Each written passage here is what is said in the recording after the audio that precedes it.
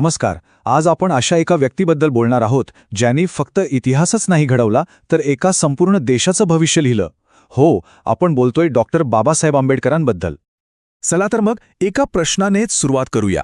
कधी विचार केलाय की एक विद्वान, एक क्रांतिकारक आणि एक राष्ट्रनिर्माता हे तिघही एकाच व्यक्तीत असू शकतात का? वाटतं का शक्य? डॉक्टर आंबेडकरांचं आयुष्य पाहिलं ना की या प्रश्नाचं उत्तर आपल्याला आपोआप मिळतं. डॉक्टर आंबेडकर म्हणजे फक्त एक नेते नव्हते, ते स्वतः एक क्रांती होते. त्यांनी काय केलं तर समाजाच्या सगळ्यात शेवटच्या माणसाला म्हणजे दलितांना स्वतःच्या अस्तित्वाची, स्वतःच्या हक्कांची जाणीव करून दिली. आणि खरं तर हाच त्यांच्या संपूर्ण कामाचा पाया होता. पण प्रश्न हा आहे की एवढी मोठी क्रांती घडवून आणण्याची ताकद त्यांच्यात आली कुठून? तर याचं उत्तर आहे त्यांच्या अफाट ज्ञानातून. चला जरा बघूया कसा होता त्यांचा हा बौद्धिक प्रवास, ज्याने त्यांच्या प्रत्येक कामाला एक भक्कम आधार दिला. डॉक्टर आंबेडकरांनी अक्षरशः आयुष्यभर फक्त ज्ञान मिळवलं. म्हणजे बघा, कायदाशास्त्र, अर्थशास्त्र, समाजशास्त्र अशा कितीतरी विषयांवर त्यांचं विलक्षण प्रभुत्व होतं. आणि हे फक्त पदव्यांपुरतं नव्हतं हा, तर त्यामागे खोल विचार होता, एक चिंतन होतं. आणि सगळ्यात महत्त्वाचं काय तर त्यांनी हे ज्ञान फक्त स्वतःकडे ठेवलं नाही. Who were the Shudras, thoughts on Pakistan, Buddha and his Dhamma यांसारख्या पुस्तकांमधून त्यांनी आपले विचार थेट समाजासमोर मांडले. आणि यामुळे काय झालं तर देशात एक मोठं वैचारिक वादळच सुरू झालं असं म्हटलं तरी चालेल. तर हे जे काही अफाट ज्ञान त्यांनी मिळवलं होतं ना, त्याचा उपयोग त्यांनी आपल्या आयुष्याच्या एकाच मोठ्या ध्येयासाठी केला. आणि ते ध्येय होतं दलितांची उन्नती आणि सामाजिक न्याय. हे ध्येय गाठण्यासाठी त्यांनी एकाच वेळी 2 आघाड्यांवर काम सुरू केलं. एकीकडे मूक नायक आणि जनता सारखी वृत्तपत्र, ज्यातून त्यांनी विचारांची लढाई लढली.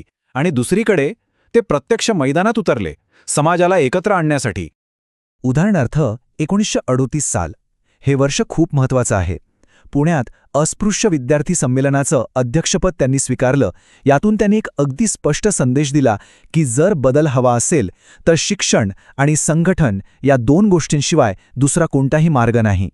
आता आपण त्यांच्या आयुष्याच्या अशा एका टप्प्यावर आलो आहोत जिथे त्यांचं ज्ञान, त्यांची सामाजिक दृष्टी आणि त्यांचं लोकांना एकत्र आणण्याचं कौशल्य हे सगळं एकत्र आलं आणि त्यातून एका नव्या राष्ट्राची निर्मिती झाली. जेव्हा आपला देश स्वतंत्र झाला तेव्हा स्वतंत्र भारताच्या पहिल्या मंत्रिमंडळात त्यांच्यावर एक खूप मोठी जबाबदारी सोपवण्यात आली, ती म्हणजे कायदेमंत्रीपदाची.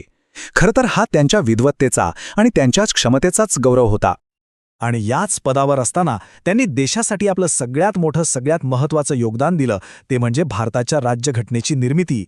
म्हणूनच तर आपण त्यांना भारतीय घटनेचे शिल्पकार म्हणतो. जरा विचार करा, त्यांनी देशाला असा एक कायदेशीर पाया दिला जो आजही करोडो लोकांना दिशा दाखवतोय. त्यांच्या याच अतुलनीय कामासाठी भारत सरकारने त्यांना देशाचा सर्वोच्च नागरी सन्मान भारतरत्न देऊन गौरवलं. तर मग आपण आत्तापर्यंत काय पाहिलं? एक विद्वान, एक समाजसुधारक आणि एक राष्ट्रनिर्माता, या तिन्ही भूमिका त्यांच्या एकाच व्यक्तिमत्वात कशा एकत्र आल्या होत्या हे आपण पाहिलं. आणि याचमुळे त्यांचा एक असा वारसा तयार झाला जो कधीच संपणार नाही. त्यांच्या संपूर्ण आयुष्याचं सार जर एका वाक्यात सांगायचं झालं तर ते हेच असेल: त्यांनी आपलं अख्खं आयुष्य फक्त एकाच ध्येयासाठी वाहून घेतलं, समाजातील प्रत्येक शेवटच्या माणसाला सन्मान मिळवून देणं.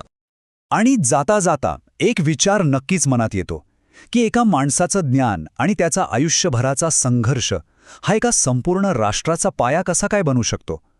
डॉक्टर आंबेडकरांचं जीवन हे या प्रश्नाचं जिवंत उत्तर आहे. यावर विचार करायला हवा.